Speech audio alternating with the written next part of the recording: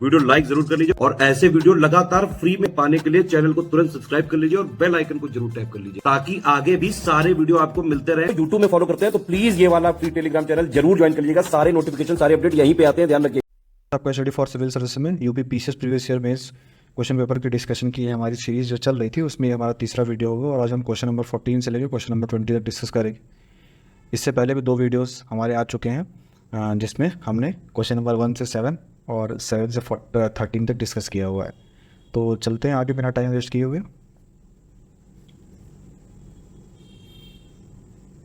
ये हमारे कुछ पेड ग्रुप्स हैं UPSC, UPPSC, BPSC, UP triple SC और ईपीएफओ के लिए जो आप ज्वाइन कर सकते हैं।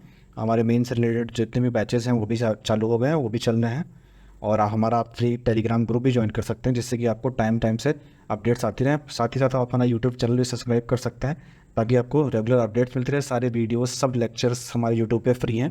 ज़्यादा से ज़्यादा लोगों को शेयर कीजिए ताकि इस सीरीज़ का ज़्यादा से ज़्यादा लोगों को बेनिफिट मिल सके। चलिए चलते हैं फिर आगे।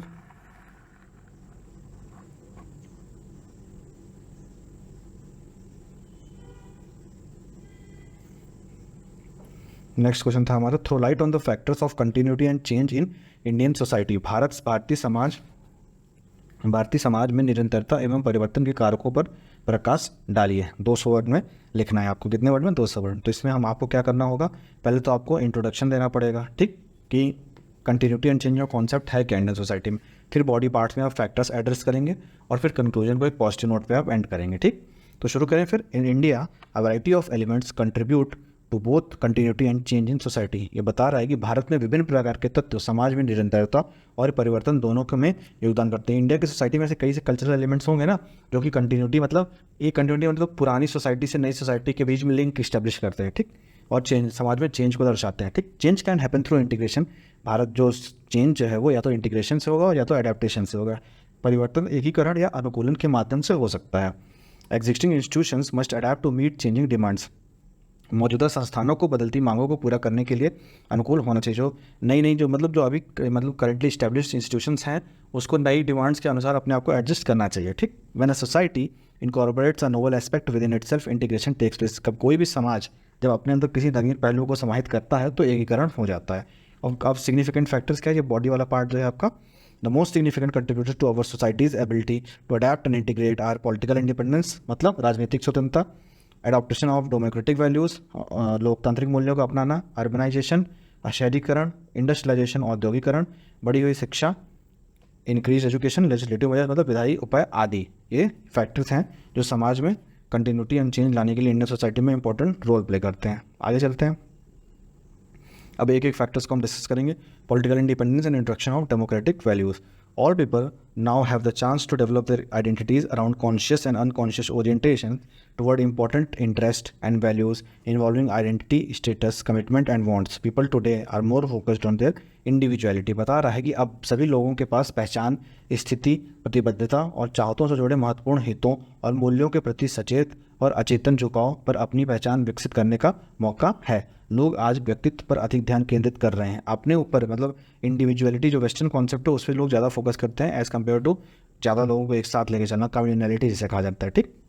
The groups that have been largely और completely denied the freedom of social interaction for generation on and now demands to be granted discriminating benefits in order to advance in the society. ये बता रहे हैं कि जिन समूहों को बड़े पैमानों पर पूरी तरीके से पीढ़ियों से सामाजिक संपर्क की स्वतंत्रता से वंचित रखा गया है, वो अब समाज में आगे बढ़ने के लिए भेदभावपूर्ण लाभ प्रदान करने की मांग करते हैं। जैसे SC और ST कम्युनिटी को हमेशा ऑस्ट्रासाइज करके रखा गया था, तो वो अपने राइट्स के लिए इस समय लड़ रहे हैं और आगे आ रहे हैं, ठीक। The reasons that have remained economically under developed as a result of actions of British governing class desire a piece of development initiatives. British शासक वर्ग में जो के कार्यों के परिणाम स्वरूप जो क्षेत्र आर्थिक रूप से अविकसित रह गए थे वो क्षेत्र में विकास की चाह रखते हैं। आप जानते हैं नॉर्थ ईस्टर्न स्टेट जब से हमारे काफ़ी अविकसित थे ब्रिटिश सरकार में, तो वो विकास की अवधारणा रखते हैं। To protect their cultural identity some ethnic communities seek political independence. अपनी अपनी जो है सांस्कृतिक पहचान की रक्षा के लिए कुछ जातीय समुदाय राजनीतिक स्वतंत्रता चाहते हैं, जैसे कि Bodoland, national territorial front of Bodoland जो बनाया गया है, और उसके बाद और भी सेपरेटिस्ट मूवमेंट चलती हैं। तो ये सब अपनी कल्चरल आइडेंटिटी को मेंटेन करने के लिए चलते हैं। कुकी ट्राइब हो गए, मणिपुर में जो स्ट्रगल्स हो रहे हैं, तो ये सब अपनी आइडेंटिटी मेंटेन करना चाहते हैं, इसलिए वो चाहते हैं कि हमें अलग, जैसे गोरखालैंड की डिमांड चलती है, जो सेपरेटिस्ट मूवमेंट चलती है, उनका कहीं कहीं यही थॉट प्रोसेस होता है। Religious organization demand the ability to instruct their followers in specific morals and unwritten rules. धार्मिक संगठन जो हैं अपने अनुयायियों को विशिष्ट नैतिकता और अलिखित नियमों में निर्देश देने की क्षमता की मांग करते हैं। These needs and wants have an impact on the type of social change and the modernization process in India in last 5 decades. 5 दशकों में भारत में सामाजिक परिवर्तन के प्रकार और आधुनिकीकरण की प्रक्रिया पर इन ज़रूरतों और मांगों का प्रभाव पड़ा है।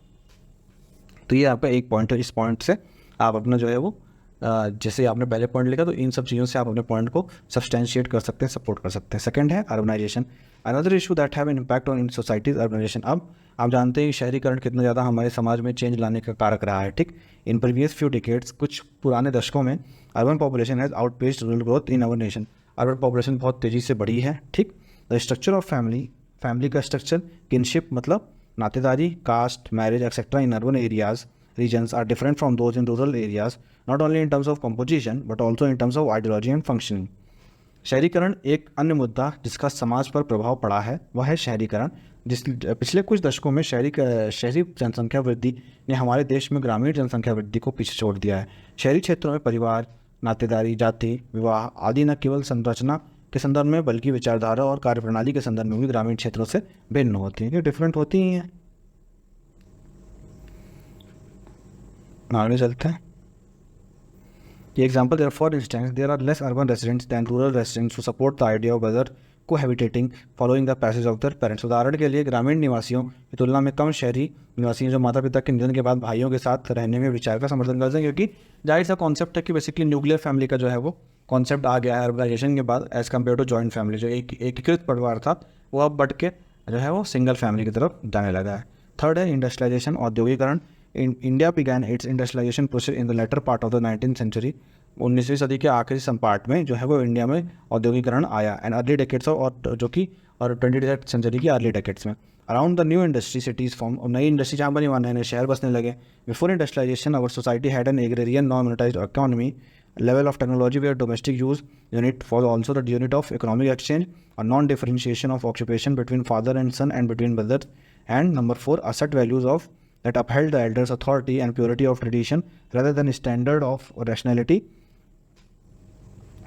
However, industrialization has altered our society's socio-cultural and economic aspect. ये बता रहे हैं कि भारत में अपनी औद्योगिकरण प्रक्रिया 19वीं सदी के उत्तरार्ध और 20वीं सदी के पास शुरू किया, ठीक। नए उद्योगों के आसपास शहरों का गठन हुआ। औद्योगिकरण से पहले, मतलब जब इंडस्ट्रियलाइजेशन नहीं आया तो उससे पहले हमारे समाज की स्थितियाँ क्या थी, जैसे कि कृषि गैर भूमि मुद्दे की अर्थव्यवस्था थी, मतलब कृषि जो अपने लिए की जाती थी, बेचने बाचने के लिए सामान नहीं की जाती, ठीक। प्रौद्योगिकी का एक स्तर था जहाँ घरेलू इकाई मतलब डोमेस्टिक यूनिट्स, जैसे घर, हथकरघा ये सब चीज़ें जो है ज़्यादा मतलब यूज़ होती थी। पिता पुत्र और भाइयों के बीच व्यवसायों भेदभाव नहीं होते थे, मतलब पिता पुत्र भाई सब एक ही तरीके का व्यवसाय करते थे। मूल्यों का एक समूह जो तर्कसंगतता के मानक के बजाय बड़ों के अधिकार और परंपरा की शुद्धता को बरकरार रखता था, ठीक।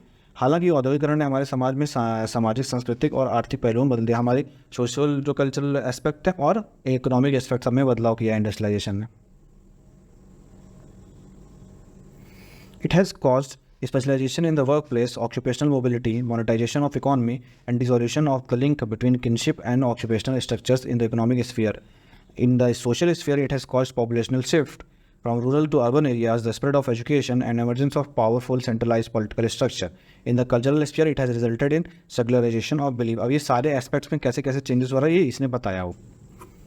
या कार्यस्थल में विशेषज्ञता, व्यावसायिक गतिशीलता, अर्थव्यवस्था के मुद्रीकरण और आर्थिक क्षेत्र में रिश्तेदारी और व्यवसायी संरचनाओं के बीच की कड़ी का विघटन का कारण बना है। सामाजिक क्षेत्र में इससे जनसंख्या को ग्रामीण में शहरी क्षेत्रों को स्थानांतरण कर दिया गया है। साथ ही इसने शिक्षा का प्रसार किया है और इसी से एक शक्तिशाली केंद्रीकृत राजनीतिक संरचना का उदय हुआ है। सांस्कृतिक क्षेत्र में इसके परिणाम स्वरूप विश्वासों का धर्मनिरपेक्षीकरण भी हुआ है। तो बता रहे कि कैसे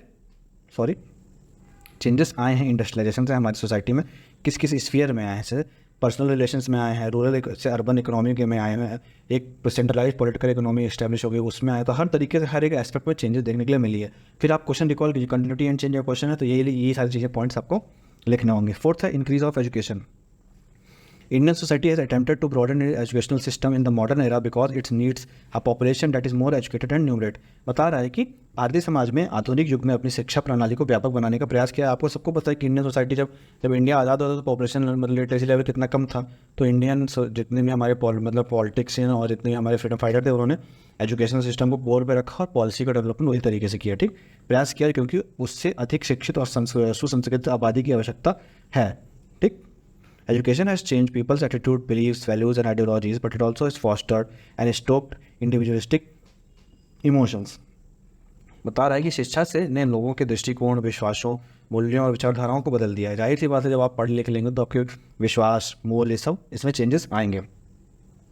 हालांकि इसने व्यक्तिवादी भावनाओं को भी बढ़ावा दिया। इंडिविजुअलिस्टिक हमने पढ़ा था ना पहले ही, इन सब चीज़ों को भी इसने बढ़ावा दिया। In addition to altering men's and women's philosophies of life, increase education also opens up new economic opportunity. और जैसे एजुकेशन लेवल बढ़ता है तो इकोनॉमिक अपॉर्चुनिटीज खुलती हैं, जॉब अपॉर्चुनिटीज भी बढ़ती हैं, ठीक। For the latter group, women who have achieved economic independence seek a greater say in family matters. और जब जैसे कि मान ली महिला है, जब उसने वो पढ़ लिखने के बाद वो IAS ऑफिसर बन गई, तो उसकी जो फैमिली में जो उसकी डिसीजन मेकिंग पावर है वो बढ़ जाएगी। तो कैसे वो चेंज होगा ना सोसाइटी में। फिर क्वेश्चन रिकॉल किया, चेंज एंड कंटिन्यूटी, तो चेंज आया कि नहीं, तो सेम चीज बता रहा है। Women who have achieved economic independence seek greater say in family matters and won't submit to anyone की authority. This demonstrate how education affects family relationship. इससे क्या होता है, हमारा जो कर्ता वाला जो कॉन्सेप्ट था फैमिली का, कि एक व्यक्ति जो है करता है, मेल मेंबर रहता था, जो पैट्रियार्कल सोसाइटी, वो डायमेंशन जो है वो चेंज होकर आता है, ठीक। तो ये स्ट्रक्चरल चेंज देखने के लिए मिलता है हमारे समाज में। नेक्स्ट है लेजिस्लेटिव एक्शंस, ठीक। लेजिस्लेटिव एक्शन क्या है, जैसे चाइल्ड मैरिज रेस्ट्रेंट एक्ट, जैसे आपका मतलब जो बाल विवाह था उसको रेस्ट्रेंट करने के लिए एक्ट 1929 से बना था। हिंदू मैरिज एक्ट जो बना, जो मतलब अर्ली मैरिज को के लिए मिनिमम एज सेटअप करता है, ठीक। स्पेशल मैरिज एक्ट और भी हिंदू विडोरी मैरिज एक्ट और ढेर सारे एक्ट, इन सब से समाज में परिवर्तन हुआ। पहले जो कुप्रथा चली जाती थी वो सारी कुप्रथाएं बदल गई, ठीक। जैसे हम ऐसे पढ़े तो विधायी कानून 1929 में बाल विवाह निरोधक अधिनियम और 1955 में हिंदू विवाह अधिनियम, जो कम उम्र के विवाह पर रोक लगाते हैं और विवाह के लिए न्यूनतम आयु निर्धारित करते हैं, पारित हुए। इन्होंने शैक्षिक समय बढ़ाया और नवविवाहितों को उनके नए वातावरण के अनुकूल बनाने में मदद की। 1954 में विशेष विवाह अधिनियम में एक निश्चित उम्र के बाद माता पिता को मंजूरी के बिना किसी भी जाति और धर्म के स्थायी चयन और विवाह का स्वतंत्रता की गई। 1856 में विश्व हिंदू विधवा पुनर्विवाह अधिनियम ने विधवा पुनर्विवाह को अधिकृत किया। 1955 में हिंदू विवाह अधिनियम ने विवाह को समाप्त करने की स्वतंत्रता प्रदान करी। 1956 में हिंदू उत्तराधिकार अधिनियम ने बेटियों को पैतृक संपत्ति में हिस्सा दिया। तो ये सारे लॉज जो थे, वो जो बेसिक कोर प्रिंसिपल्स थे सोसाइटी के, जो कोर फंडामेंटल से पैट्रियार्की हो गई, वुमेन एजुकेशन हो गई, चाइल्ड, इनको चैलेंज किया और चेंज किया, और यही जो हमारी चेंज एंड कंटिन्यूटी का कारक बने। आगे चलते हैं। नेक्स्ट क्वेश्चन हमारा ग्लोबलाइजेशन से रिलेटेड है। जो क्वेश्चन हमारा है वो define globalization and privatization, discuss their objectives. एकदम सिंपल स्ट्रेट फॉरवर्ड क्वेश्चन है।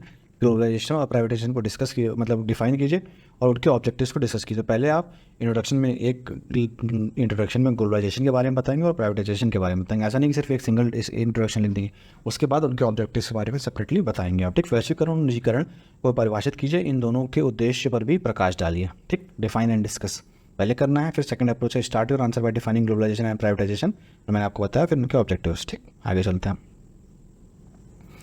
Globalization is a process by which trade and technology have made the world more interdependent and interconnected. Additionally, globalization encompasses the resulting economic and societal developments. वैश्वीकरण वह प्रक्रिया है जिसके द्वारा व्यापार और प्रौद्योगिकी में ने दुनिया को और अधिक अन्योश्रित किया है और आपस में जोड़ा है। इसके अतिरिक्त वैश्वीकरण में परिणामी आर्थिक और सामाजिक विकास शामिल है, ठीक। तो बता रहा है ग्लोबलाइजेशन है क्या। ग्लोबलाइजेशन आपको पता होना चाहिए, डेफिनेशन हमेशा याद रहनी चाहिए ताकि उस समय ज़्यादा सोचना ना पड़े, ठीक। पहले आप ग्लोबलाइजेशन की डेफिनेशन बताएंगे, उसके बाद प्राइवेटाइजेशन की डेफिनेशन बताएंगे। The advent of globalization paved the way for more mobility and speedier communication. The new developments significantly altered rural and agricultural industries. वैश्वीकरण के आगमन ने अधिक गतिशीलता और तेज संचार का मार्ग प्रशस्त किया, ठीक। नई डेवलपमेंट, मोबिलिटी और कम्युनिकेशन में ज़्यादा स्थिरता आई, तेजी आई, ठीक। इस नए विकास ने ग्रामीण और कृषि उद्योगों में महत्वपूर्ण बदलाव ला दिए। भाई जाहिर सी बात है, जब ग्लोबलाइजेशन आएगी तो ग्रामीण और कृषि उद्योगों में बदलाव लाएगी ही। ठीक, आगे चलते हैं। अब इसमें देखिए, जैसे कि मतलब हम आपको मॉडल आंसर बता रहे हैं, तो इसमें हमने पहले बता दिया ग्लोबलाइजेशन क्या ऐसे डिफाइन करना है, उनका ऑब्जेक्टिव लिखना है, फिर प्राइवेटाइजेशन कैसे डिफाइन करना है, उसका ऑब्जेक्टिव लिखना है, और इस तरीके से। लेकिन जब आप लिखेंगे तो आपको पहले ग्लोबलाइजेशन और प्राइवेटाइजेशन के बारे में बताना पड़ेगा, फिर उनके ऑब्जेक्टिव एड्रेस करने पड़ेंगे। ठीक, globalization goals include bringing government and other political institutions closer together than ever. बता रहा है कि वैश्वीकरण के लक्ष्यों में सरकार और राजनीतिक संस्थानों को पहले से ही कई अधिक करीब लाना शामिल है। ठीक, मतलब बता रहे ग्लोबलाइजेशन से जो सरकारें और पॉलिटिकल इंस्टीट्यूशन जो हैं वो एक दूसरे के और नज़दीक आते हैं। Instead of functioning as opposing agencies they are working in tandem. विरोधी एजेंसियों के रूप में काम करने के बजाय वे मिलकर काम कर रहे हैं। ठीक, ये इसकी गोल्स बता रहा है। It attempts to make the market more accessible than before. यह बाजार को पहले से अधिक सुलभ बनाने का प्रयास करते हैं। By giving consumers a wide range of options, consumers can become more empowered. उपभोक्ताओं को विकल्पों की एक विस्तृत श्रृंखला देकर उपभोक्ता अधिक सशक्त बन सकते हैं। ठीक, चौथा है to establish a powerful civil society for the defence of human rights and other concern. मानवाधिकारों और अन्य चिंताओं और रक्षा के लिए एक शक्तिशाली नागरिक समाज की स्थापना करना। Unrestricted innovation and idea flow, अप्रतिबंधित नवाचार और विचार प्रवाह। A higher awareness of global commons, वैश्विक कॉमन्स के बारे में उच्च जागरूकता। To make them irrelevant through information technology, not to destroy the border, सीमा को नष्ट न करते हुए सूचना प्रौद्योगिकी के माध्यम से उन्हें अप्रासंगिक बनाना। To reach a consensus on social, political, cultural and environmental challenges, सामाजिक, राजनीतिक, सांस्कृतिक और पर्यावरणीय चुनौतियों में आम सहमति तक पहुँचने के लिए। आप खुद सोच सकते हैं बेसिकली कि ग्लोबलाइजेशन क्या क्या, ग्लोबलाइजेशन की डेफिनेशन और उससे क्या क्या इम्पैक्ट हैं या फिर उससे क्या क्या गोल्स हैं, ये सारी चीज़ें आपको खुद समझ में आ जाएगा। ठीक, मैकडोनल्डाइजेशन के बारे में आपने सुना होगा। ठीक, मैकडोनल्डाइजेशन जो एक टर्म है, तो मैकडोनल्ड्स जो आपके जितने भी रेस्टोरेंट हैं उनकी पूरी चेन देखिए पूरे विश्व भर में है। तो ये क्या है, ग्लोबलाइजेशन ही तो है। वॉलमार्टाइजेशन, वॉलमार्ट एक मल्टी ब्रांड रिटेल जो है आउटलेट होती है जहाँ पे ढेर सारे सामान मिलते हैं, वो भी देखिए हर जगह खुलती जा रही है, तो वो भी वॉलमार्टाइजेशन। तो ये ग्लोबलाइजेशन का ये एक एग्जाम्पल है। यहाँ पे एग्जाम्पल भी कोट करना बहुत ज़रूरी है। ठीक, अब ये प्राइवेटाइजेशन बता रहा है। ठीक, privatization is the process of giving private investors ownership और control over government properties, business and operations. निजीकरण निजी निवेशकों को सरकारी संपत्तियों, व्यवसायों और संचालन पर स्वामित्व या नियंत्रण देने की प्रक्रिया है। भाई किसी भी गवर्नमेंट की जो इंस्टीट्यूशंस है उसमें अगर प्राइवेट सेक्टर्स को अगर इंपॉर्टेंस दी जाती है, उनको उनके लिए वो फील्ड थोड़ी खोली जाती है, तो प्राइवेटाइजेशन का पार्ट है। This transfer procedures involve issuance, sale और direct distribution of shares to general public.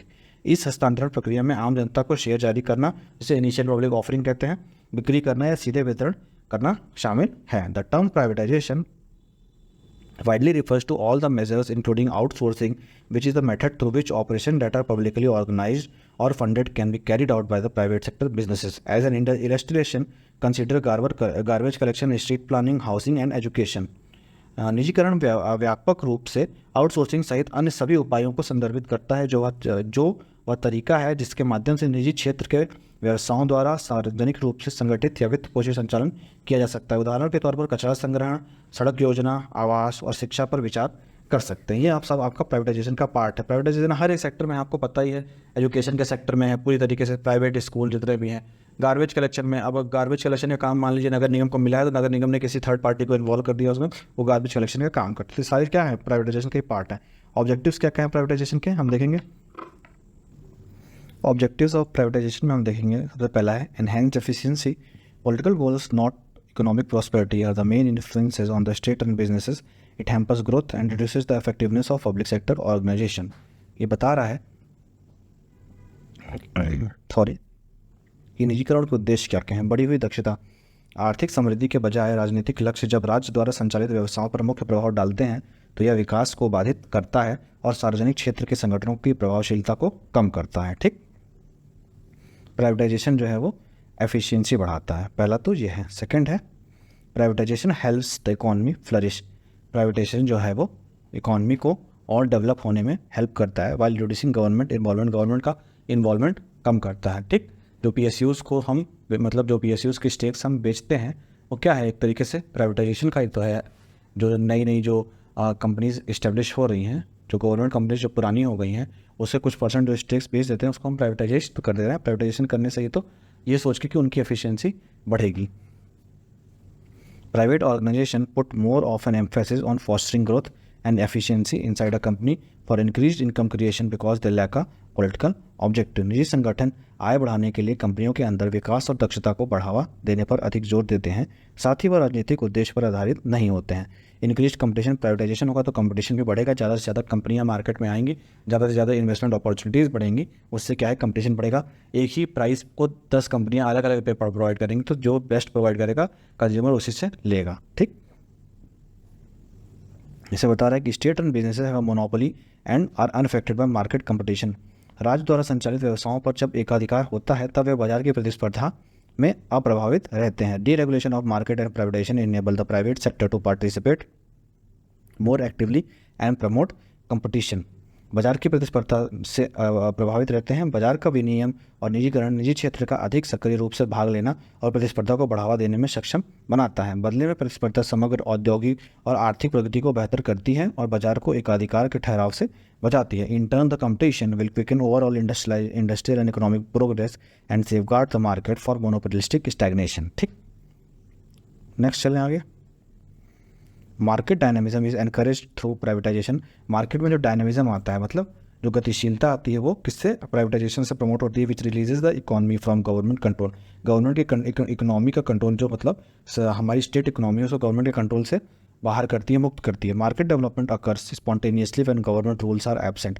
Market का डेवलपमेंट तब होता है जब गवर्नमेंट रूल्स उसमें लेस से लेस इंटरफियर करें, because there is a less meddling from the government, the market is more dynamic. और जब गवर्नमेंट का रोल कम हो जाएगा मार्केट में तो मार्केट और डायनेमिक, गतिशील हो जाएगा। And adheres the basic economic principles like supply and demand. और तब जो फंडामेंटल इकोनॉमिक प्रिंसिपल्स हैं हमारे डिमांड सप्लाई के, वो उसको फुलफिल कर पाएगा। Better consumer reaction, higher revenue are produced by market that are more vibrant and run naturally. बेहतर उपभोक्ता प्रक्रिया और उच्च राजस्व उन बाजारों द्वारा उत्पादित किया जाता है जो अधिक जीवंत होते हैं और स्वाभाविक रूप से चलते हैं। Income from a company's sale, the government one-time money generating is one of the privatization's main goal. When faced with financial crisis, several governments have previously turned to privatization. Company की बिक्री से आय सरकार का एक मुक्त पैसा पैदा कर निजीकरण के मुख्य लक्ष्यों से एक होता है। ऐसे उदाहरण भी हैं जहां सरकारों को जब वित्तीय संकट का सामना करना पड़ा है तो उन्होंने निजीकरण की ओर रुख अपनाया था। ठीक, वो ये मैं आपको पहले बताया था कि अपने स्टेक्स, जैसे एयर इंडिया है तो उसके स्टेक्स टाटा को खरीद बेच दिए, तो वैसे ही है जो भी कंपनी और PSUs जो नीचे डाउनफॉल करने लगते हैं तो उनके स्टेक्स जो हैं वो प्राइवेट कंपनीज को बेच देते हैं ताकि उनकी जो परफॉर्मेंस है वो बेटर हो सके। ये हमारा एक डायग्राम है, डायग्राम बनाने की कोशिश हमेशा किया करिए। द फ्लो ऑफ ग्लोबलाइजेशन, वैश्वीकरण में प्रभाव के साथ ट्रेड में कैसा प्रभाव है? Nature, flow of physical goods, types क्या है? Raw material, energy, food, part and consumption goods. Modes क्या है? Freight, transport, maritime, rail, trucking. Network है interconnected hub and spoke networks. Hubs क्या है? Ports as main hub. तो बता रहा है ग्लोबलाइजेशन का फ्लो कैसे होता है। माइग्रेशन में flow of people mainly symmetrical, permanent temporary migrant workers, tourism, business transaction, passenger transport, mode, vehicle, air, interconnected hub and spoke networks. Air और हब्स क्या है? Airport as a main hubs. तो basically globalization का प्रभाव कैसे होता है वो ये बता रहा है। तो इसको आप देख सकते हैं, कोट कर सकते हैं और जब भी कभी आया आंसर तो उसको लिख सकते हैं वहाँ पे। अब कुछ इंपॉर्टेंट फैक्ट बता रहे हैं जो आपके अपने आंसर में यूज़ कर सकते हैं। The effects of liberalization, LPG regulation have been a very effective catalyst for the increased industrial production in the Indian economy. भारतीय अर्थव्यवस्था में औद्योगिक उत्पादन में वृद्धि के लिए LPG नियम बहुत प्रभावी उत्प्रेरक रहे हैं। India's IT industries are not competitive on a global scale. भारत में IT उद्योग जब वैश्विक स्तर पर प्रतिस्पर्धी हैं। As a result income have increased and robust middle class have emerged in the India. This has led to reduction of poverty. आय में वृद्धि हुई है, भारत में एक मजबूत मध्यम वर्ग उभरा है, इससे गरीबी में कमी आई है। तो ये बेसिकली सब इंपॉर्टेंट फैक्ट, कुछ इंपॉर्टेंट फैक्ट लिबरलाइजेशन से रिलेटेड बता रहा है, आप उसे कोट कर सकते हैं अपने आंसर में। Indian business now have content with intense competition on all front. Business में कंपटीशन अब बढ़ गया है, इंक्रीज कंज्यूमर की चॉइस बढ़ गई। जब ढेर सारी कंपनियां ढेर सारे प्रोडक्ट्स प्रोवाइड कर रही हैं, आपकी एक वॉशिंग मशीन 10 कंपनियां प्रोवाइड कर रही है तो आप जिससे बेस्ट होगा उसी से लेंगे। By easing upon economic regulation the government can draw it more foreign out. जैसे जैसे इकोनॉमिक रेगुलेशन ईजी होंगी वैसे फॉरेन इन्वेस्टमेंट भी आएगा, जिससे इंडिया की GDP बढ़ेगी, फॉरेन एक्सचेंज बढ़ेगा, इकोनॉमी स्टैंडर्ड होगी। ठीक, नेक्स्ट। और उसके बाद आप एक कंक्लूजन ड्रॉ कर सकते हैं की फैक्टर्स ऑफ ग्लोबलाइजेशन और प्राइवेटाइजेशन के बहुत पॉजिटिव और नेगेटिव फैक्टर्स हैं। गवर्नमेंट की पॉलिसी जो होनी चाहिए पॉजिटिव फैक्टर्स को नज़र रखते हुए और इंडिया के डेवलपमेंट को लेते हुए किया जा सकता है। और कभी भी कंक्लूजन में आप अच्छे अच्छे गवर्नमेंट के कोट्स लिख सकते हैं, जैसे कि आप लिखेंगे गवर्नमेंट की पॉलिसी ऐसी होनी चाहिए जिससे कि सबका साथ सबका विकास हो सके, तो आंसर इससे मोर इफेक्टिव हो सकते हैं। आगे चलते हैं। नेक्स्ट क्वेश्चन है आपका, caste alliances emanate from secular and political factors and not spring from primordial identities discuss. जातीय गठजोड़ धर्मनिरपेक्ष तथा राजनीतिक कारकों से उत्पन्न होते हैं, न कि आदिम पहचान से। चर्चा कीजिए। ठीक, इसमें बता रहा है कि आपका डिस्कस करना है क्या कि caste alliance emanate from secular and political factors and not spring from primordial identities. बता रहा है कि कास्ट जो अपनी मतलब जाति जो गठबंधन है वो सेकुलर और पॉलिटिकल फैक्टर से उद्भव होता है, उनका ना कि किसी मतलब बहुत प्राचीन चीज़ों से नहीं होता। ठीक, तो इसमें आपको पहले डिस्कस करना है कास्ट अलायंसेस के बारे में, फिर अपने आंसर में ब्रीफ इंडिया में कास्ट का क्या स्ट्रक्चर रहा है उसके बारे में देना है, फिर डिटेल आपको आगे देनी है। ठीक, तो चलिए डिस्कस करते हैं इसको। फिर अब इसमें इंट्रोडक्शन जो है वो आपको कास्ट सिस्टम के बारे में बेसिकली बताना है। तो इसमें बता रहा है कि India has had a caste system in some form or for at least 3000 years. It is a social hierarchy that is carried down via families and can control a person's ability to pursue certain careers and other facets of their social existence, such as who they can marry. Bharat में करीब 3000 वर्षों से किसी न किसी रूप में जाति व्यवस्था चलती आई, हम सबको पता है। यह एक सामाजिक पदानुक्रम है जिसमें परिवारों के माध्यम से चलाया जाता है और किसी व्यक्ति की कुल करियर और उनके सामाजिक अस्तित्व के अन्य पहलुओं को भी आगे बढ़ाने की क्षमता को नियंत्रित कर सकता है, जैसे कि वे किससे शादी करेंगे। मतलब हमारी कास्ट डिटरमाइन करती है कि हमें पहले कास्ट डिटरमाइन करनी थी किस ऑक्यूपेशन में जाना है, किससे शादी करना है। अभी भी इंटरकास्ट मैरिजेस वाला जो कॉन्सेप्ट है वो सब कास्ट के अराउंड रिवॉल्व करता है। ठीक, the concept of caste serve as an institutional framework for classifying and organizing social groups according to their standings and positions within the social and economic system. On the basis of their birth, it is fixed people into the social ladder. जाति की अवधारणा ने सामाजिक और आर्थिक व्यवस्था के भीतर सामाजिक समूहों को उनकी स्थिति के अनुसार वर्गीकृत और व्यवस्थित करने के लिए एक संस्थागत ढांचे के रूप में कार्य किया है। इसने लोगों को उनके जन्म के आधार पर सामाजिक स्तर पर स्थापित किया है। बर्थ से ही इंसान की कास्ट फिक्स हो जाती है ना, तो वही बता रहा है कि जन्म के आधार पर ही सामाजिक स्तर को उनके जो सामाजिक स्तर को डिसाइड कर दिया है कि जो ऊंचे कास्ट में बर्थ हुआ है जिसका वो बड़ा है और जो नीचे कास्ट में जिसका जन्म हुआ है वो छोटा है। जी, ये ऐसा प्रचलन कास्ट को लेकर पहले था, अभी भी है, लेकिन पहले के अनुक्रम में कम है। आगे चलते हैं। Caste was an ideology, a set of beliefs and values that supported and legitimised the existing system of social inequality. Caste का जो सिस्टम है, यह विचारधारा है, यह उन विश्वासों और मूल्यों पे बंधी हुई है जो समाज में असमानता और मौजूदा व्यवस्था का समर्थन करते हैं और उसकी वैधता प्रदान करते हैं। Different political parties in India represent different interest in various caste. बहुत different political party different caste system को सपोर्ट करती है। कोई किसी कास्ट को सपोर्ट करती है, कोई किसी कास्ट को सपोर्ट करती है। Political parties compete with one another during election by using the same type of caste calculus. The national rise and fall of lower caste politics serve as a stark reminder of the difficult task of uniting local regional caste communities in order to win the centre. भारत में विभिन्न राजनीतिक दल विभिन्न जातियों के हितों का प्रतिनिधित्व करते हैं, सबको पता है। राजनीतिक दल चुनाव के दौरान प्रति जाति गणना का उपयोग करके एक दूसरे के साथ प्रतिस्पर्धा करते हैं। निचली जाति की राजनीति स्थानीय एवं क्षेत्रीय जाति समुदायों को एकजुट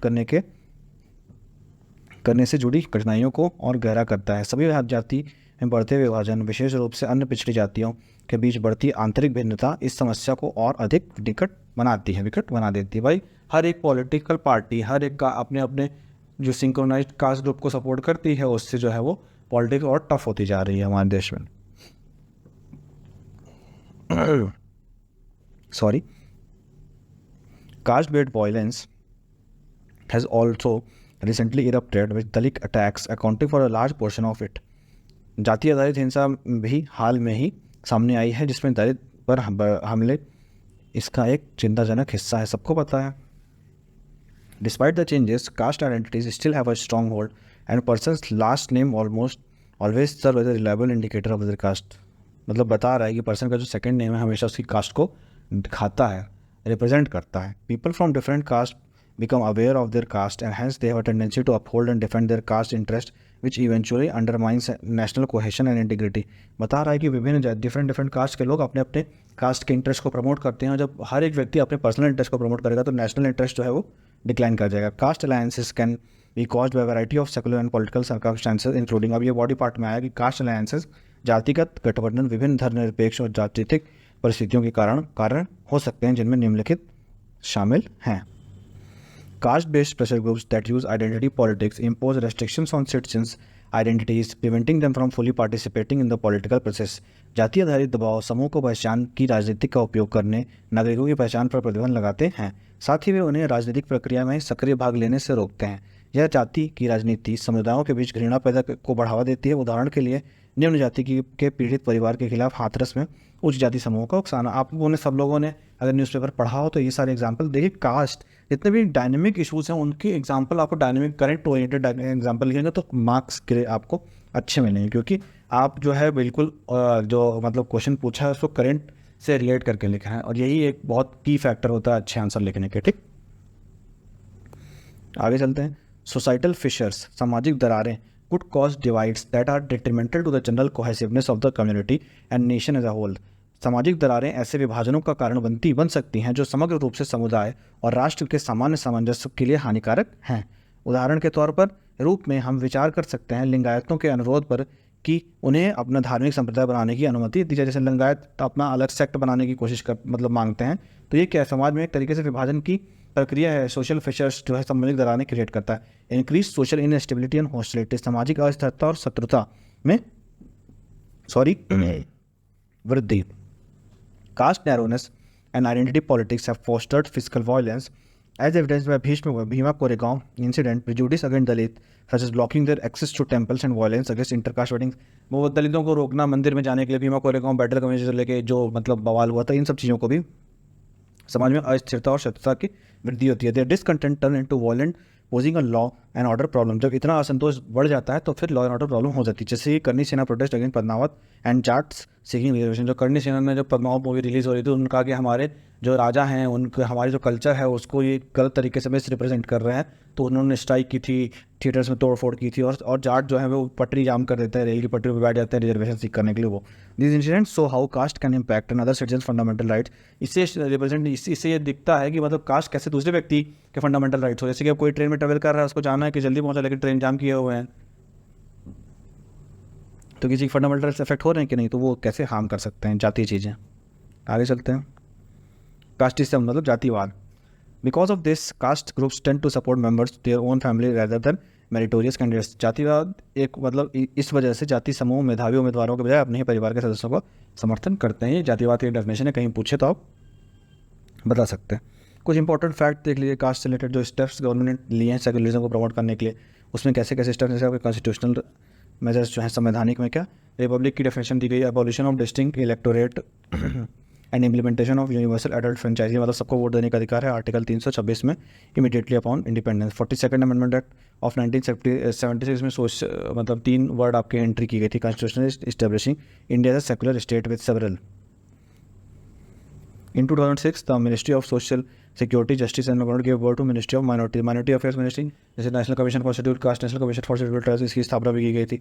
नेशनल इंटीग्रेशन काउंसिल, जो है प्रधानमंत्री के अंडर में सारे CMs की एक बैठक होती है इंटीग्रेशन काउंसिलिंग के लिए। इसका मूल शब्द इंटीग्रेशन ही है, तो एकता को बढ़ावा देने के लिए। ठीक, कुछ इंपॉर्टेंट फैक्ट जो है गवर्नमेंट ने सेकुलरिज्म को प्रमोट करने के लिए जुडिशियल, जैसे कि open all religious venues and institution to all classes and segment of people. सारे मंदिरों में हर एक संप्रदाय का धर्म जाति संप्रदाय का व्यक्ति जा सकता है। कमेटीज़ बनाई गई, जैसे Sachar committee was task with determining socio economic status of Muslim. Sachar committee की स्थापना हुई थी जो मुस्लिम की सोशियो सामाजिक और आर्थिक स्थितियों का रिपोर्ट दे सके। फिर Ranganath Mishra committee was task with linguistic and religious minorities से रिलेटेड जो मतलब उनकी क्या समस्या है उसके लिए रंगनाथ मिश्रा कमेटी का स्थापना की गई थी। फिर एक कंक्लूजन लिख सकते हैं आप पॉजिटिव से, जैसे मैं हमेशा बताता हूँ वैसे ही। ठीक, आगे चलते हैं, नेक्स्ट क्वेश्चन डिस्कस करते हैं। Describe the cause of origin structure and weather associated with tropical cyclone. मतलब ज्योग्राफी के पे आ गए हम। ये बोल रहा है कि उष्ण कटिबंधीय चक्रवातों की उत्पत्ति के कारण संरचना तथा संबंधित मौसम का वर्णन कीजिए। यहाँ डायग्राम बनाना बहुत कंपलसरी है, डायग्राम नहीं बनाएंगे तो कुछ अधूरा अधूरा सा लगेगा। ठीक, कोशिश कीजिएगा डायग्राम जरूर बनाए। अब इसमें क्या है, इसको अप्रोच कैसे करना है, आपको पहले तो साइक्लोन्स की डेफिनेशन दे दीजिए ट्रॉपिकल साइक्लोन्स की, फिर उसके बारे में सारा चीज़ें बता दीजिए। सबसे बेस्ट इसका अप्रोच करने का तरीका होगा। ठीक, Cyclones are low pressure centers surrounded by increasing pressure isobars. The shape of these isobars is either circular or elliptical. In the northern hemisphere, air flow counterclockwise, whereas in the southern hemisphere, air flows clockwise. चक्रवात क्या होता है? कम दबाव के केंद्र होते हैं जो बढ़ते दबाव वाले आइसोबार से घिरे होते हैं। ठीक, इन समदाब रेखाओं का आकार या तो वृत्ताकार या अंडाकार होता है। उत्तरी गोलार्ध में हवा वामावर्त बहती है तथा दक्षिण गोलार्ध में हवा दक्षिणावर्त बहती है। ठीक, the atmospheric phenomena generate the circumstances for cyclonic conditions to emerge, और moving cyclones play a crucial role in the integrated process of latitudinal zones heat exchange. वायुमंडलीय घटनाएं चक्रवाती परिस्थितियों को उभरने हेतु उचित परिस्थितियां उत्पन्न करती हैं। गतिमान चक्रवात अक्षांशीय क्षेत्र ताप विनिमय की जटिल प्रक्रिया के महत्वपूर्ण भूमिका निभाते हैं। तो बेसिकली आप साइक्लोन की डेफिनेशन दीजिए, ट्रॉपिकल साइक्लोन की डेफिनेशन दीजिए, फिर उनका ऑरिजिन कैसा होता है उन सबको पूरा आप डायग्राम बना के दिखा सकते हैं, स्ट्रक्चर और ऑरिजिन कैसे होता है। Although tropical cyclones may occasionally form without satisfying all these requirements, 6 components seem to be frequently necessary. हालांकि उष्णकटिबंधीय चक्रवात कभी कभी इन सभी आवश्यकताओं को पूरा किए बिना बन सकते हैं। 6 घटक अक्सर आवश्यक प्रतीत होते हैं। सबसे पहला है greater than 27 degree water temperature, 27 degree Celsius से अधिक पानी का तापमान। ठीक, दूसरा है rapid cooling with height enables the release of latent heat. A tropical cyclones energy source, ऊंचाई के साथ तेजी से ठंडा होने से गुप्त ऊष्मा जारी होती है जो कि एक उष्णकटिबंधीय चक्रवात का ऊर्जा स्रोत होती है। High relative humidity particularly in the lower to middle troposphere, उच्च सापेक्ष आर्द्रता विशेष रूप से निचले से मध्य क्षोभ मंडल में। चौथा है conditions are more conducive for disturbance to form when there is lot of moisture in the atmosphere. वातावरण में बहुत अधिक नमी होने पर विक्षोभ के निर्माण के लिए परिस्थितियाँ अनुकूल होती हैं। Low wind shear, high wind shear prevent the establishment of feedback loop by disrupting the convection in a cyclone or other disturbance. Low wind shield, high wind shield चक्रवात या अन्य विक्षोभ में संवहन को बाधित करता है। तो ये फैक्टर्स क्या क्या हैं ट्रॉपिकल साइक्लोन के ऑरिजिन के लिए, ये सारी चीज़ें बता रहा है। ठीक है, ये सारे फैक्टर्स होते हैं, आपको पता रहना चाहिए। The separation from equator as a result the Coriolis force can divert the winds, भूमध्य रेखा से अलग होने के परिणाम स्वरूप कोरियोलिस बल हवाओं को मोड़ सकता है। स्ट्रक्चर कैसा होता है? आई, a center region of bright skies, warm temperature and low air pressure is a distinguishing feature of tropical cyclone. साफ आकाश, गर्म तापमान और निम्न वायुदाब का केंद्र क्षेत्र उष्णकटिबंधीय चक्रवातों में की एक विशिष्ट विशेषता है। The average atmospheric pressure on the Earth's surface is 1000 millibars. However, it normally approximately 960 millibars at the center of the tropical cyclone and in a very powerful super typhoon of the Western Pacific, it may even drop as low as 800 मिलीबार्स।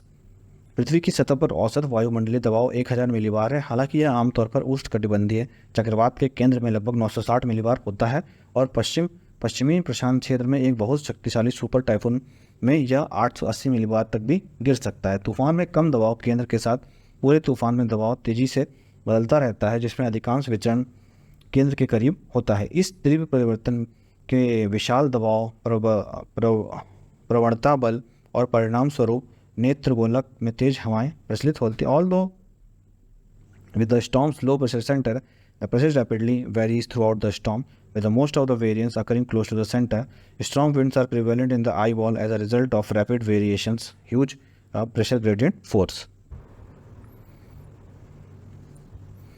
Weather associated with tropical cyclone, उष्णकटिबंधीय चक्रवात से जुड़े मौसम। अब जैसे इन्होंने पहले आपको इंट्रो दिया था, उसके बाद इन्होंने जो उसका स्ट्रक्चर बताया, अब इससे कौन कौन से वेदर फिनोमेना एसोसिएटेड होते हैं वो बता रहा है। तो tropical cyclone related weather includes extremely strong winds, heavy rain, high waves, and occasionally extremely devastating storm surges and coastal flooding. In the northern hemisphere, the winds blow in the opposite direction of the southern hemisphere, which is clockwise. उष्णकटिबंधीय चक्रवात से संबंधित मौसम में बेहद तेज हवाएं, भारी बारिश, ऊंची लहरें और कभी कभी बेहद विनाशकारी तूफान और तटीय बाढ़ शामिल हैं। उत्तरी गोलार्ध में हवाएं दक्षिणी गोलार्ध की विपरीत दिशा में चलती हैं, जो कि दक्षिणावर्त हैं। Tropical cyclones make landfall every year in places as diverse as Gulf Coast of North America, Western Australia, Eastern India and Bangladesh. कौन कौन से क्षेत्र में आती हैं वो इसने बताया है। अब इसमें कुछ इंपॉर्टेंट फैक्ट बता रहा है साइक्लोन से रिलेटेड, जैसे कि ट्रॉपिकल साइक्लोन्स क्या होते हैं, एक्स्ट्रा ट्रॉपिकल साइक्लोन्स क्या होते हैं। Extratropical cyclones are observed in temperate zone and places of high latitudes, however it is unknown that they originate in polar regions. समशीतोष्ण क्षेत्र और उच्च अक्षांश के स्थानों में बाहोष्ण कटिबंधीय चक्रवात देखे जाते हैं। हालांकि यह ज्ञात है कि वे ध्रुवीय क्षेत्रों से उत्पन्न होते हैं। Tropical cyclones are characterized by circulation of air toward a low pressure center. According to their features, strength and dispersion, these low pressure centers are referred by numerous names. In order for these cyclones to form and grow, certain favorable circumstances must exist. उष्णकटिबंधीय चक्रवातों की विशेषता निम्न दाब केंद्र की और वायु के संचालन द्वारा होती है। अपनी विशेषताओं, शक्ति और फैलाव के अनुसार इन निम्न दबाव केंद्र को नई नामों से जाना जाता है। इन चक्रवातों के बनने और बढ़ने के लिए कुछ अनुकूल परिस्थितियों का होना आवश्यक है। कुछ इंपॉर्टेंट फैक्ट्स आप में याद रख सकते हैं, जब आंसर कभी लिखना हो तो आप इसके बारे में ध्यान दे सकते हैं। इस तरीके से डायग्राम एंड रिप्रेजेंटेशन आप करेंगे तो आपको देखिए बहुत अच्छे मार्क्स मिलेंगे। बहुत बेहतरीन डायग्राम आप सेव कर सकते हैं, रख सकते हैं। आगे कभी भी आपको अगर क्वेश्चन इस तरीके का आता है जो कि कभी ना कभी रिपीट होगा, क्योंकि ये बहुत स्टैटिक क्वेश्चन है, तो ये डायग्राम आपके लिए बहुत हेल्पफुल होगा। फैक्टर्स को भी रिस्पॉन्सिबल हैं आपके कौन कौन से? Water temperature, rapid cooling with height, high amount of humidity, wind shear must be low, distance from the equator minimum 5 degree, आप pre existing system of disturb weather. ठीक, नेक्स्ट क्वेश्चन हम डिस्कस करेंगे। Discuss the factors affecting rural settlement pattern in India. बहुत अच्छा question है कि भारत में ग्रामीण अधिवासों के प्रतिरोध को प्रभावित करने के कारकों की विवेचना कीजिए। मतलब जो सेटलमेंट पैटर्न गांव में थे, जो घर बगल बगल बसे हुए थे, उनमें बदलाव का क्या कारण रहा है। जैसे पहले आपको सेटलमेंट पैटर्न के बारे में डिस्कस करना होगा, फिर जो है फैक्टर्स जो है वो फैक्टर्स का रिप्रेजेंटेशन अच्छी तरीके से करें। आप किस तरीके से डायग्राम बना कर रिप्रेजेंट करें, पॉइंट फॉर्मेट डिस्कस करें, इस तरीके से सबको रिप्रेजेंट करना होगा। ठीक, उसके बाद उसका कंक्लूजन लिखना होगा अच्छा सा। The key determinant of whether people choose to live include the physical environment, demography, the natural world, transportation, economy and social issues। ये बता रहा है कि जो कुछ प्रमुख बिंदु हैं जो लोग जिसके मतलब उसको लोग जिसके बारे में सोचते हैं कहीं सेटल होने के लिए, वो है फिजिकल एनवायरनमेंट। वहाँ का एनवायरनमेंट कैसा है, वहाँ की डेमोग्राफी कैसी है, इंसान जान सकेगी कैसी है उसकी, प्राकृतिक वातावरण, परिवहन, अर्थव्यवस्था और सामाजिक मुद्दे कौन कौन से शामिल हैं। The writers analyse the factors driving rural population migration as well as changes to the rural population of the republic's national makeup.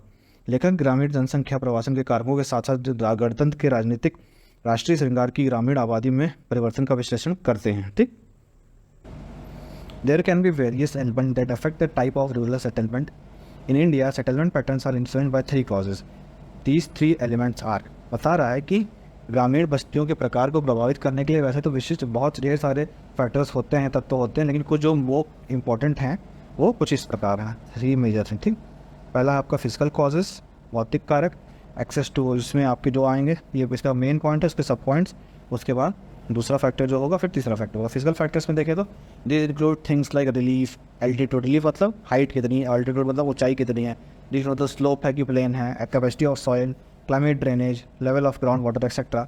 These variables affect the kind of house and its layout. For instance, water is essential in Rajasthan dry region, therefore homes are position next to ponds और wells to maintain the settlement compactness. बता रहा है कि मतलब जैसे soil हो गई, relief feature, altitude किस हाइट पे है बसा हुआ है। जैसे एग्जांपल दे रहा है कि राजस्थान में पानी की कमी है तो लोग पानी के जो स्रोत हैं उनके पास बसना इंपॉर्टेंट पसंद करते हैं। और इसमें सब फैक्ट पॉइंट्स क्या है, एक्सेस टू वाटर, वाटर की अवेलेबिलिटी भी जो है सेटलमेंट पैटर्न को लार्ज लेवल तक इम्पैक्ट करती है। भाई जहाँ पानी होगा लोग वहीं बसेंगे। सभ्यता का विकास भी है तो इसी तरीके से देखा है कि नदियों के किनारे सभ्यता का विकास हुआ है। क्यों? क्योंकि जहाँ नदी है वहाँ पानी है, जहाँ पानी है वहाँ सेटलमेंट है।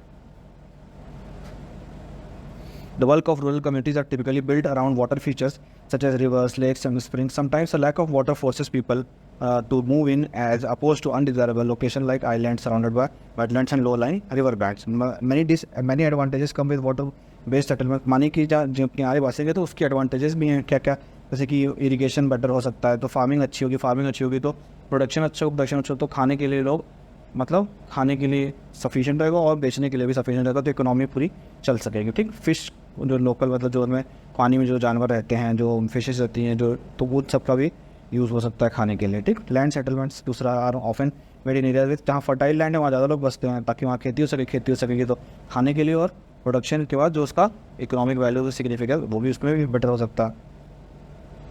सेकंड फैक्टर से क्या, factors that are ethnic and cultural include caste, community, ethnicity, and religion. As India, it is typical for main caste that owns the land to live in the village centers, with other castes that provide services clustered around. As a result, a settlement becomes socially segregated and split up into various units. जाति और सांस्कृतिक कारकों में जाति, समुदाय, जातीयता और धर्म शामिल है। अब इसमें क्या है, जाति, समुदाय, जातीयता, धर्म शामिल है।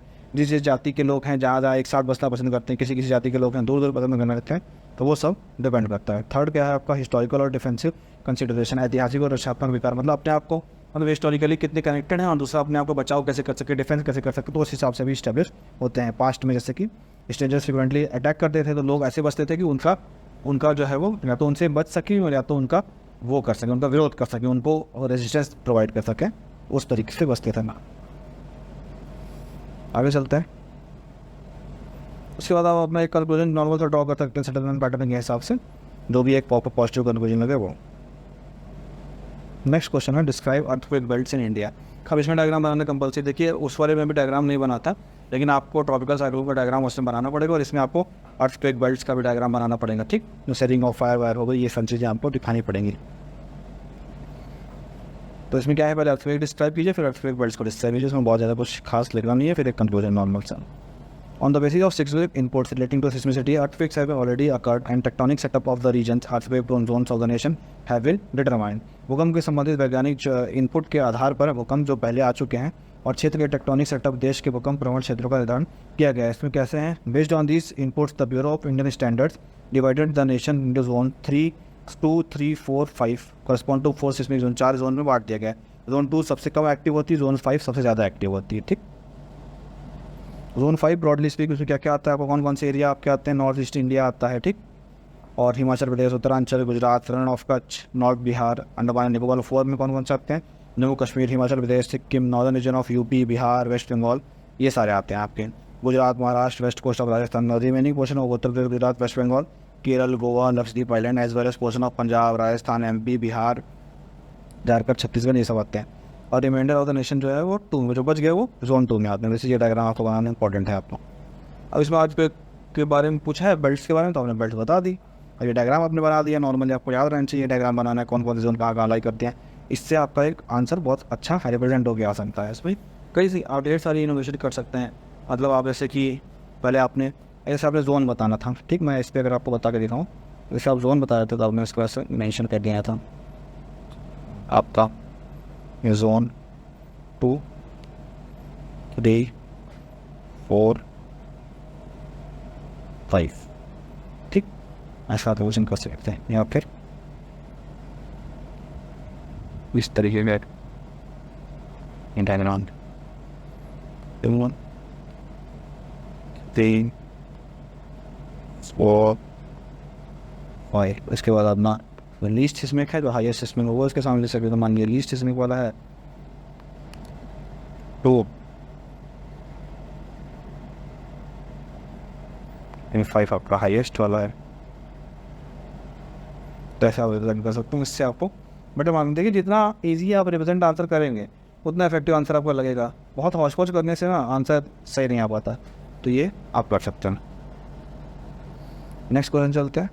लास्ट क्वेश्चन ये हमारा है, presenting the details of popular folk songs in the Purvanchal region of Uttar Pradesh, mention their salient features. Uttar Pradesh के पूर्वांचल क्षेत्र में प्रचलित फोक लोकगीतों का विवरण प्रस्तुत करते हुए उनकी प्रमुख विशेषताओं को उल्लेखित कीजिए। तो पहले आप पूर्वांचल रीजन के बारे में बता दीजिए, इंट्रोडक्शन में उनके जो पूर्वांचल रीजन में सॉन्ग है, फिर एक सॉन्ग के बारे में, मतलब एक जो सॉन्ग के ट्रेडिशन है उसके बारे में बताते हुए आप आंसर लिखिए, ठीक।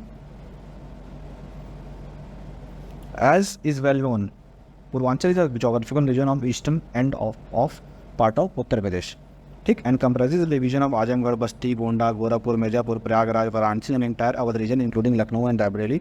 However, the justification for the designating it as different आंचल और region has less to do with geography and more to do with culture.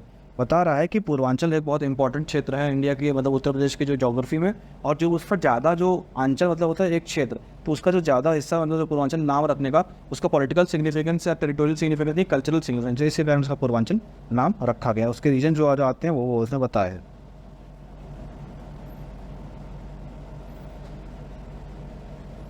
Folk songs and dances have a long tendency in Purvanchal, मतलब पूर्वांचल में लोकगीत और नृत्यों का पुरानी एक वो रही हुई है, मतलब पुरानी ट्रेडिशन रही हुई है। उनकी कैरेक्टरिस्टिक है, Purvanchal offer a variety of rich folk art to display and be proud of ranging from Dhobiya, अब नाम याद आना चाहिए, धोबिया, कहरहा, आल्हा, पवनरिया, विदेशिया, बिरहा, चनैनी, स्वांग एंड चैतीतू, किसान का नाच, लौंडा का नाच एंड सेवरल सॉर्ट ऑफ नौटंका और स्ट्रीट प्लेस। पूर्वांचल में लोकगीतों और नृत्यों की एक लंबी विरासत है जो इस संस्कृति की प्रमुख विशेषताओं में से एक है। पूर्वांचल धोबिया, कहारवा, आल्हा, पवनरिया, विदेशिया, बिरहा, चनैनी, स्वांग और चैत से लेकर किसान का नाच, लौंडा का नाच और कई प्रकार के नुक्कड़ नाटक यूपी में मतलब पूर्वांचल में देखने के लिए मिलते हैं। It is interesting to note that each song and dance is associated with certain holiday और season such as Kaharwa at Deepawali, Alha and Kajari at and ब्रह्मा ऋषि during winter and rainy evenings, Phag at Holi and Chaiti after Holi. मतलब हर एक जो डांस का significance किसी cultural event से, किसी त्यौहार से है ही। Throughout the year folk songs are also played at number of festival. हर साल भर कहीं ना कोई लोकगीत गाने के लिए होता ही है, ठीक। दीपावली में, कारवा, होली में आल्हा, कजरी, फाग, ये सब गाए जाते हैं, ठीक। Folk musics and dance have a long history in Purvanchal. लोकगीत और संगीत और नृत्य का एक पूरी पुरानी हिस्ट्री रही है पूर्वांचल में, ठीक। This is a very colourful and artistic aspect of Gorakhpur culture, ठीक। गोरखपुर कल्चर का एक इंपॉर्टेंट सिग्निफिकेंस इससे रहा है। They sing and dance to unwind after the hard day of labour. दिन भर बहुत मेहनत करने के बाद वो गाना गाते हैं, डांस करते हैं, ताकि जो अपने दिन भर का जो काम है उसे मतलब उससे लाइट फील कर सकें, ठीक। Additionally they have a variety of dances and tunes for various events. हर एक मतलब ओकेशन के लिए अलग अलग डांस और ट्यून उनके हैं। Various festivals features performance of folk tunes and seasons during the year. The Alha, Kajari, Baramasi are sung on rainy and cold night, ठीक। The Kaharwa is sung on Deepawali and Phag is sung on Holi. मतलब बता रहे कि हर एक डांस का, हर एक उसका सॉन्ग का अलग अलग इवेंट है, वहाँ उसी इवेंट को गाया जाता है या किया जाता है, ठीक। When they perform, the inhabitants of Purvanchal play dholak, harmonium, manjira, mridang, nagara, thali and nagara. How the most well-linked folk dance and songs are reserved for celebration like festival, fairs and weddings.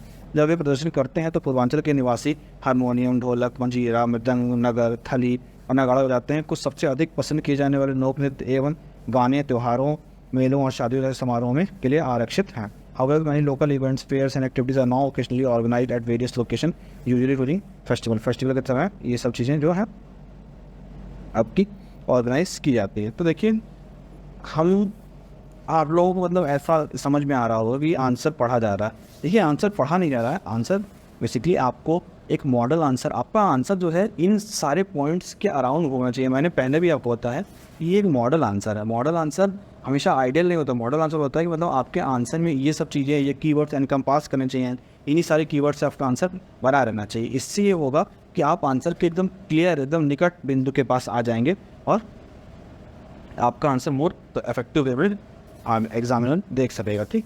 कोशिश कीजिए जितनी भी चीज़ें आपको बताई जा रही हैं, जितनी भी इनोवेटिव चीज़ें आपको बताई जा रही हैं, किस तरीके से आप अपना आंसर रिप्रेजेंट करें, हर एक चीज़ को समझने की कोशिश कीजिए। इससे अपना फीडबैक दीजिए। जो चीज़ें ना समझ में आई वो आप कमेंट सेक्शन में भी पूछ सकते हैं। इससे मैं आपके सारे कमेंट्स पढ़ूंगा और एक एक आपकी जो भी क्वेरीज़ हैं वो मैं अपने स्तर से रिजॉल्व करने की कोशिश करूँगा। ज़्यादा से ज़्यादा आप इसको शेयर कीजिए, ज़्यादा से ज़्यादा लोगों तक इसको शेयर कीजिए, ताकि ज़्यादा से ज़्यादा लोगों को इसका बेनिफिट हो सके। नेक्स्ट वीडियो में हम GS पेपर 2 का क्वेश्चंस डिस्कस करेंगे 1 बाय 1। और GS पेपर 2 बहुत डायनेमिक होता है, तो वहाँ पे बहुत ज़्यादा स्कोप होता है इनोवेशन का। जितना अच्छा भी इनोवेशन GS पेपर 2-3 में करेंगे, उतने अच्छे मार्क्स आपको गेन करने में हेल्प मिलेगी। GS पेपर 1 में भी सोसाइटी वाले जो पार्ट्स हैं वहाँ आप अच्छे मार्क्स गेन कर सकते हैं। बाकी जो स्टैटिक चीज़ें हैं उसमें तो आपको स्टैटिक चीज़ें याद रखनी चाहिए, जैसे वॉल्केनो की चीज़ें चेंज नहीं हो सकती, अर्थक्वेक चेंज नहीं हो सकता। हिस्ट्री का अगर कोई कल्चरल इवेंट पूछ लिया है, पानीपत का बैटल पूछ लिया, कुछ भी पूछ लिया, तो वो चेंज नहीं हो सकता। वो चीज़ें आपको हमेशा याद रखनी है।